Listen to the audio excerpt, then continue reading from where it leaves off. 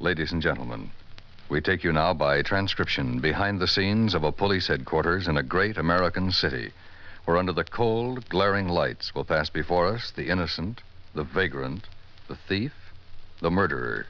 This is the lineup.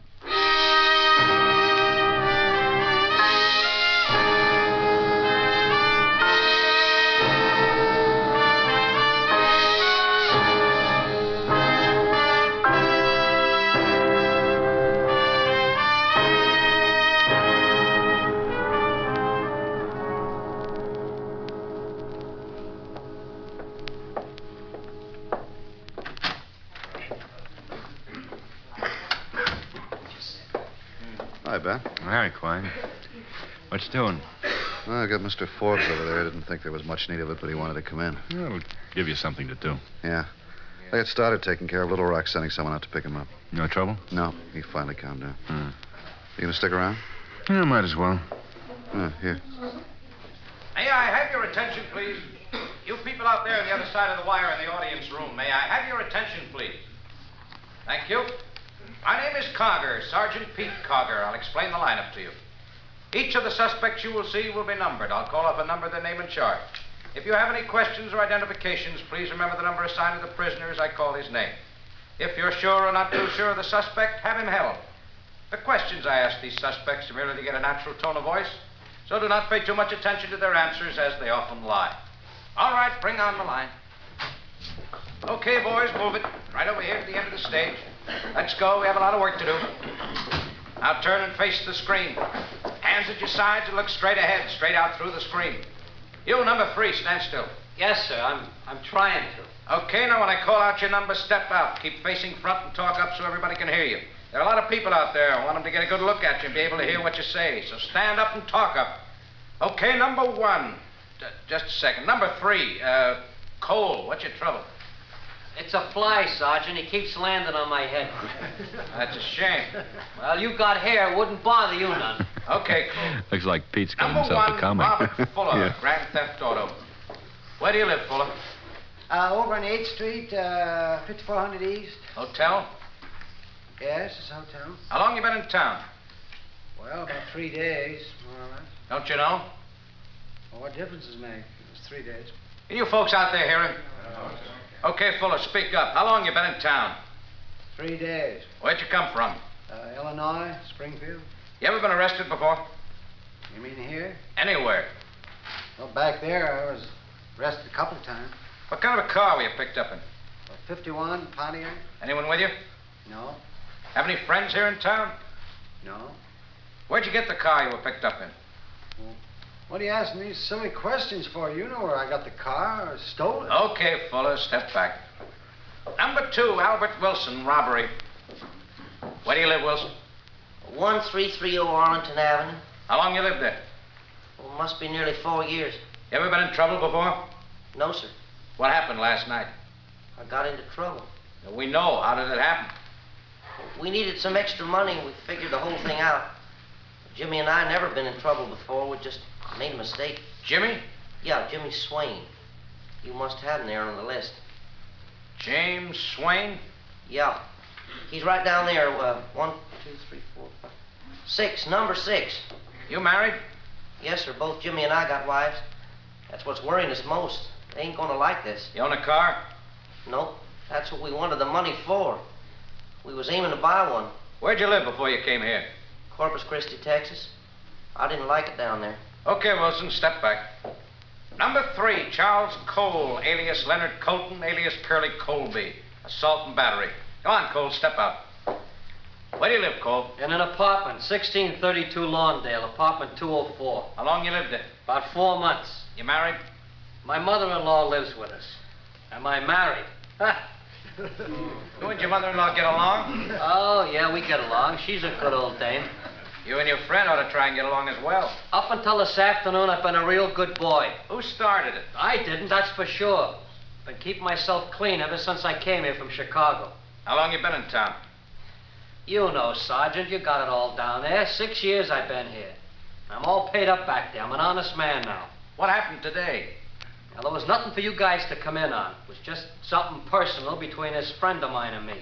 Your friend is in the hospital. He's got 14 stitches across the top of his head. He's still unconscious. Been unconscious for years. I'm sorry I hit him so hard, but he had it coming. What'd he do? Oh, we was playing snooker, see? Me and Sammy. That's his name, Sammy. Been playing snooker on our lunch hour for a long time now. Lately, he's been yapping at me about my bald head all through the games. I could take a ribbon as good as the next guy, but he wouldn't let up. When he chalked up his cue and he made like he was going to put my head in the corner pocket, I got sore. I wrapped him a good one with the pool cue. Okay, Cole. Hey, Sergeant, did they shave his head to put in them stitches? I imagine. Good. I wonder how he likes it being bald. Okay, step back. I get sore all over again just thinking about it. I've been staying in line for 6 years, and a bonehead like that louses me That's up. enough. I'm sorry, but it... All right. Number 4, Frank Castro, open charge. What's Castro doing? Where do you live, Castro? That's what we'd like to know. We tell us Ask out where to you live. I want to know Indianapolis. where you slept last You night. talked to him yet? No. Las Vegas, Nevada. Is Manelli in town, too? Not that we know of. Tell Pete to bring Castro up when he gets through the line. Right, Quite a man. record in the East.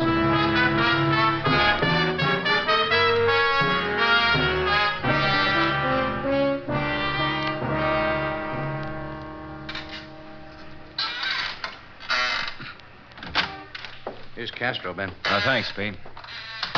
Have a chair, Castro. What for? I'm in a hurry. Yeah, you can spare a few minutes. You're getting old, I'll humor you. Thanks.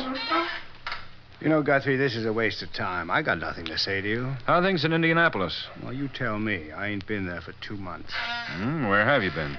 Florida, Vegas. Do any good? Little. Made what your salary would be for a couple of years. Seen Manelli lately? Why should I tell you? Because I asked you. Have you seen Manelli? No. You know where he is? No. You want him? Why don't you find him? I didn't say we wanted him. That's right. You didn't. How long you planning on staying in town? I don't know. I'm on a vacation. Might move here. We don't want you here, Castro. I didn't ask you. As long as I keep clean, I don't even have to say hello to you. That's right, Castro. As long as you keep clean. Now, let you and me get a few things straight, Guthrie. I've done enough time in Indiana. I don't plan on getting sent up here. I'm straight now. I don't care if you believe it or not. As far as you're concerned, I'm just a plain citizen. I got a paper that says I'm paid up. When I get out of line, you come after me. But be sure it's me that's out of line when you come. I don't like you, Guthrie. I never have. So don't start pushing me around. I'm impressed, Castro. That's practically the same speech you made 5 years ago. Now you get this straight. Guys like you never have scared me. You get out of line just once and you've had it. This town is in pretty good shape, and you or nobody else is going to get a chance to start operating. If I have anything to do with it, you'll be put away for a lot longer than 5 years next time. I'm tired, Guthrie. I'm going to find myself a hotel down by the beach where the air's good. Stinks around here. Sit down, Castro. I'm not through with you. Lieutenant Guthrie. Quiet, Ben. I'm in communications. What'd you get? Just got an answer from Indianapolis. Castro is clean there. Okay, thanks. Get out, Castro.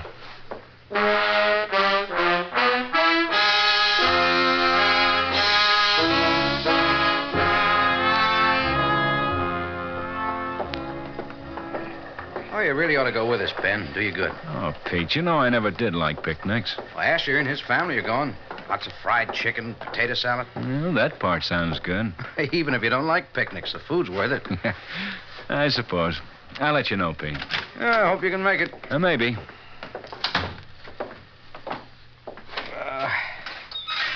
Anything new on the Younger case? Well, still at that end.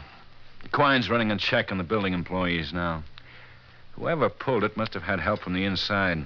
Everything went off too smooth. Now, when they start to peddle the stuff, they'll be wide open. Yeah, we hope. Want some coffee? No, I don't think so.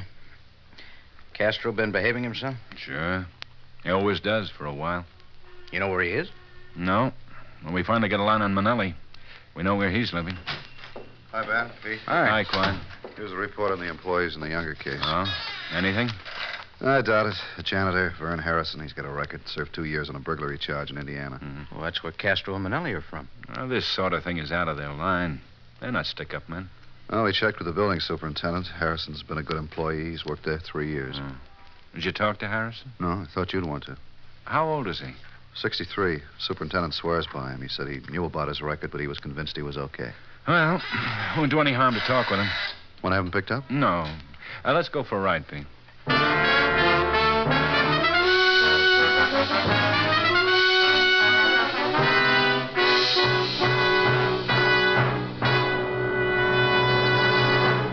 The time, December 26, 1944. The place, a battlefield in Belgium. The 4th Armored Division was fighting to break through to the besieged 101st Airborne Division at Bastogne. When the unit of Sergeant James Hendricks was stalled by fire from artillery and small arms, he climbed down from his half-track and started toward 2 troublesome 88mm guns. By fierce rifle fire, he caused the gun crews to surrender. Later in the battle, Hendricks left his vehicle once again to help 2 wounded soldiers who lay helpless in a blaze of machine gun fire. He silenced 2 machine guns and held off other attackers until the wounded men could be moved to safety. When another soldier was trapped in a burning half-track, Hendricks raced to his aid through heavy fire. As ammunition exploded in the burning vehicle, Hendricks pulled the wounded man from the half-track and extinguished his flaming clothing. Another American fighting man had been saved by the heroism of James Hendricks. Later, the Medal of Honor was awarded to the courageous sergeant. James Hendricks of Lepanto, Arkansas, who asked not what his country could do for him, but what he could do for his country.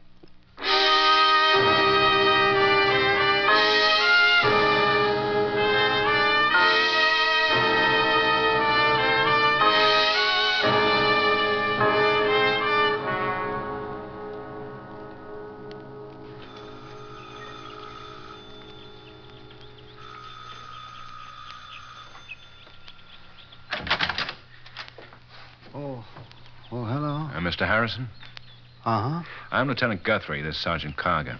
Oh, how do you do? You want to come in? Thank you. Sit down.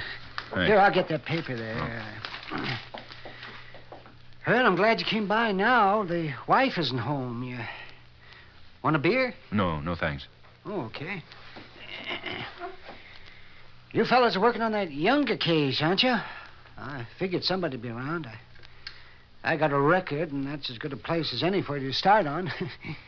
Once somebody has a record, you fellas never let us forget it. Oh, don't get me wrong. I don't blame you none. I'd do the same thing if I was you. Well, it's not only you. All the employees are being checked, Mr. Harrison. Oh, sure, I know. Yeah, it's your job to do this. You know Mr. Younger? Yes, I know him. I never figured him for a guy with that much in diamonds laying around, though. He has a good business going there, but I didn't know it was that good. What hours do you work? 1 to 9. I was here at home when it happened. Well, we don't think you robbed Mr. Younger, but we do think whoever did had help from the inside. Well, could be. All I'm interested in is being left alone, keeping my job. If you didn't have anything to do with this, there's nothing to worry about, Harrison. Yeah. Well, of course, I'm not a young man anymore, and it's kind of tough to get started. But I was lucky. I got a good, steady job. We just bought this house here last year. The wife's been working, and we're paying it off as fast as we can. We're saving every extra nickel we can get our hands on, but kind of late to be starting in like this. But in a few more years, we'll be okay, I guess. You ever run into anybody out here you did time with back in Indiana? Well, no. Nobody'd pull a job like this. Did you ever know Frank Castro or Anthony Manelli back there? Yeah. Yes, I did. They was doing time when I was. I never knew them very well. I got out before they did. Mm-hmm. They're both in town now. You haven't seen them? Yeah, it's no use lying to you. I suppose you'd find out anyway if you wanted. Yeah, I saw them both a couple of weeks ago.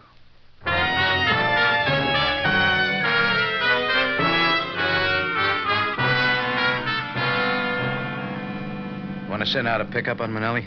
If he isn't home, we will. No, it still doesn't figure. This sort of thing is out of both Manelli's and Castro's line. Could be they're broke. Well, maybe. 1212, 1214. Yeah, there it is.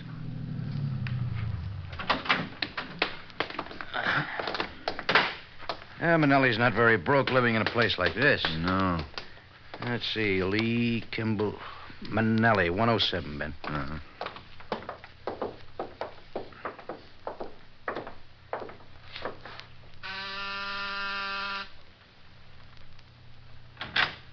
Hello. Oh, Guthrie. Hello, Manelli. Remember Sergeant Carger? Yeah, sure. I want to talk to you. This a pinch? No? That's good. Okay, come on in. Sit down. You want a drink? No, thanks. Castro was telling me you and him had a run-in, Lieutenant. You might call it that. I don't pay too much attention to Frank. He flies off the handle once in a while. No. You seen him? No, not for about a week. And where is he? How should I know? He don't live with me. What are you doing for a living? Nothing. How do you pay your rent? Frank lent me some money. Why? Just wondered. Well, looks like I might have to go to work. You know, you guys ought to help me rehabilitate myself. You know Vern Harrison? Vern Harrison. Where's he from? Indiana. Vern Harrison. No, I don't think so. What did he do? Nothing recently that we know of. You sure you don't know him? I don't know him by name. I might if I seen him. Frank may know. I know a lot of guys by seeing them, but I don't know their names. You know how it is. Yeah, I know. He knows you, Manelli. Well, it could be. He said he talked to you a couple of weeks ago. So? Well, maybe he did. I don't remember his name. I ain't saying that I know him, but what if I do? What's so important about it? He's a janitor in the building where Younger was held up. Oh, yeah. Yeah. I read some in the papers about that. Hey, now, wait a minute. You trying to tie me and Frank in with that Harrison guy on a stick-up? Maybe. What, are you ribbing me or something? What night was Younger held up? I didn't say it was at night. The paper did. It was 4 nights ago. I was with a girl I know, Frances Longworth. 1644 East Blake, apartment 3. You can check with her. We will. You better come along with us, Manelli. What for? Hey, I thought you said this wasn't a pinch. I wasn't sure it would be.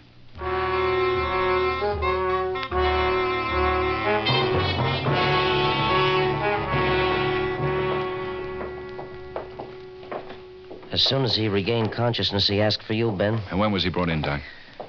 2 hours ago. He's in pretty bad shape. Skull fracture, cuts and bruises. Who found him? His wife, I guess. She's been around here. Look, you'd better not stay too long. Mr. Harrison. Mr. Harrison? Mr. Harrison? I don't know, Ben. Mr. Harrison? Yes? Hello, Lieutenant.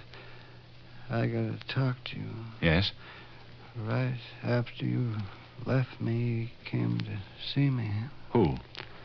I told him, I didn't say anything, but Who came to see you?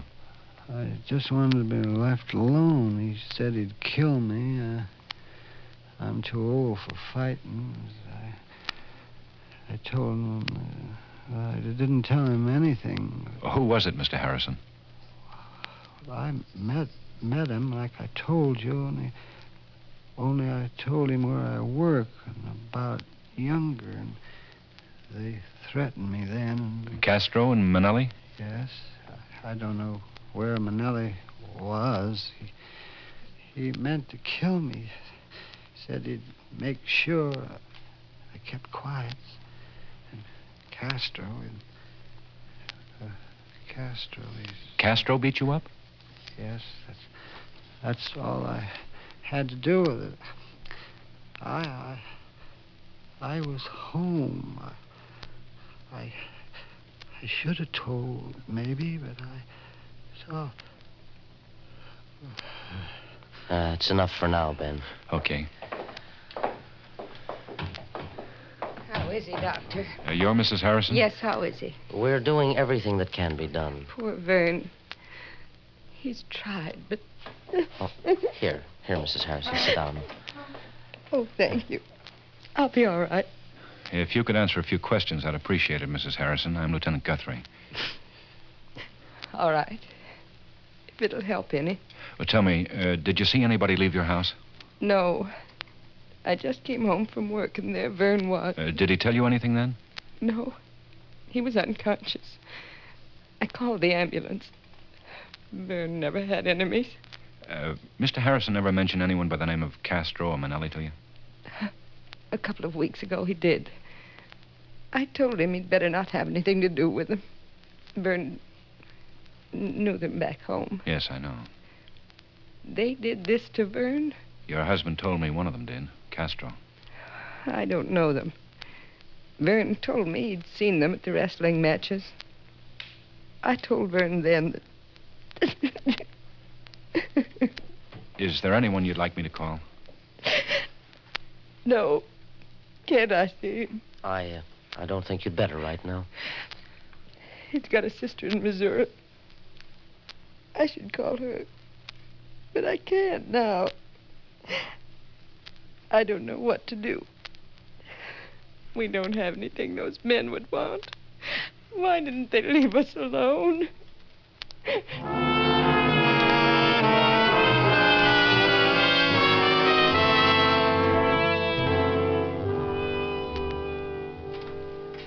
That Frances Longworth sticks with her story, Ben. Manelli was with her all evening. They didn't go anywhere, stayed home and watched television. Anyone to substantiate her story? No, I checked with other people in the building. Nobody saw Manelli come in or leave. How long did he stay? Till about 1 in the morning, she said. You can always buy that kind of an alibi. We'll see what Manelli has to say about Harrison now. Yeah, Ben? Bring him in, Quine. Right. We should have run both of them out of town. If only it were that easy. Manelli, Ben. Thanks. Sit down. Sure. Might as well stick around, Quine. Which one of you guys has got the rubber hose? Why don't you level with us, Manelli? Okay, what do you want to know? Where's Castro? I don't know. Where were you on the night Younger was held up? With my girlfriend. I told you can check with her. We did. I just came from there. So? She knows her story. Well, what's she supposed to do? Lie? That's the trouble. I think she did. You don't think I was there. I say I was. I got a witness. What do you got? What did you do all evening? I told you once. I'd like to hear it. You never told me. Well, that's tough. We have lots of time, Manelli. I got over to Fran's house about 8. Did you have dinner at her place? No. Where? What difference does it make? Where? The open door over on Arlington. When did you leave there? About 7:30. You went straight to Miss Longworth's place from there? Yeah. What did you do all evening? Watch television and talk. Did you have anything to drink? I had a couple. Couple of what? I had a couple of beers. What'd you talk about? Oh, come on now, fellas. I don't know what we talked about. We just talked. What time did you leave her apartment? About 1:30, I guess. You went to your apartment? Sure, 1:30 in this town. Any other place to go. You haven't any idea where we can find Castro? No. Where'd you see him last? At a restaurant. The Solano. How long ago was this? About 3 weeks. Is that when you borrowed the money? Yeah. How much did you borrow? $700. You had 600 on you when we All picked right, you up. so I had 600 when you picked me up. You lived 3 weeks and $100? I got lucky at the track. Where did Castro get his money? I don't know where he got his money. Why don't you ask him? Tell us where he is, and we will. I told you, I don't know where he is. Where's your girlfriend from? I don't know where she's from. How long you known her? I knew her back east. How long ago? About 7 years ago, I guess. I don't know for sure.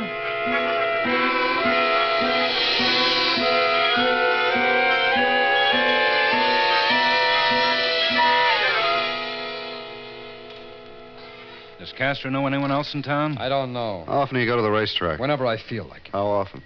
A couple of times a week. You ever go to the wrestling matches? Yeah. Very often? I've been a few times. You ever see anybody there you know? Sure. Who? Ed Peak, Johnny Lewis. Want a cigarette? I got my own. Here. Vern Harrison goes to the wrestling matches. Did you see Harrison at the wrestling matches? No. Where'd you see him?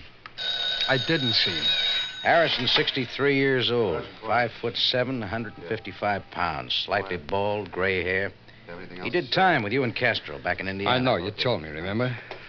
Look, do you mind if I have a drink of water? No, okay. Harrison is dead. So what? Castro beat him up, killed him. Get Castro, don't tell me about it. Harrison told me about meeting you and Castro at the wrestling matches. That he gave you information about Younger. Castro was afraid Harrison would talk and took it on himself to shut him up. Where is he, Manelli? Oh, what good will it do me? I had to get some kind of a break. 2509 East Hendrick, apartment 203.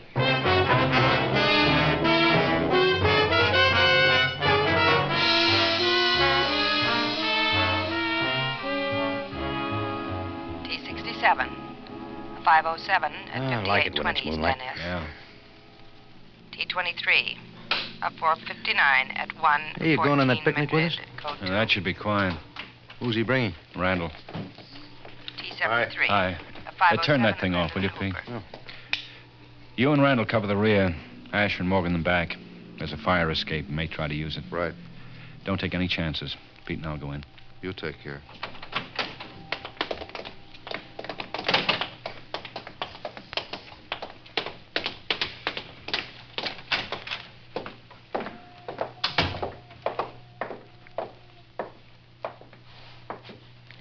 Okay? Sure.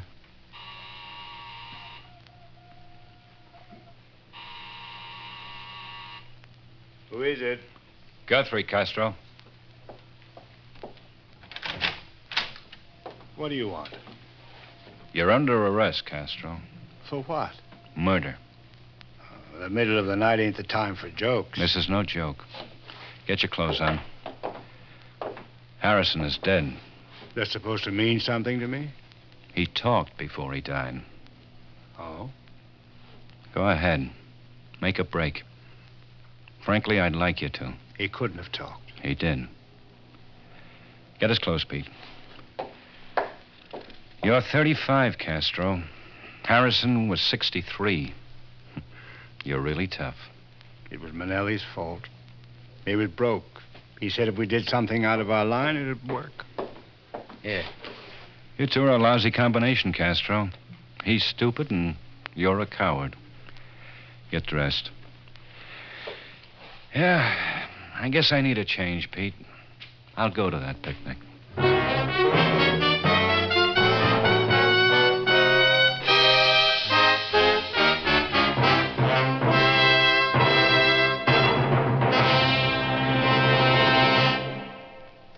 The lineup, where before you pass the innocent, the vagrant, the thief, the murderer.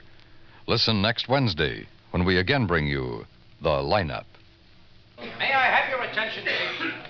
You people out there on the other side of the wire in the audience room, may I have your attention, please? Thank you. My name is Cogger, Sergeant Pete Cogger. I'll explain the lineup to you. Each of the suspects you will see will be numbered. I'll call off a number, their name and charge. If you have any questions or identification,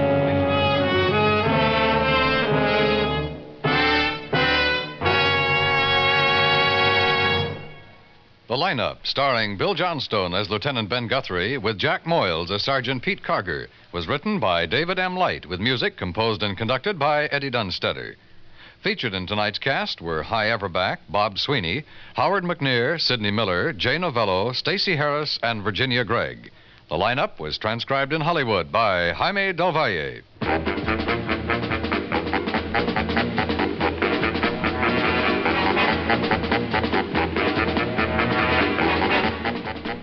Lineup has come to you through the worldwide facilities of the United States Armed Forces Radio and Television Service.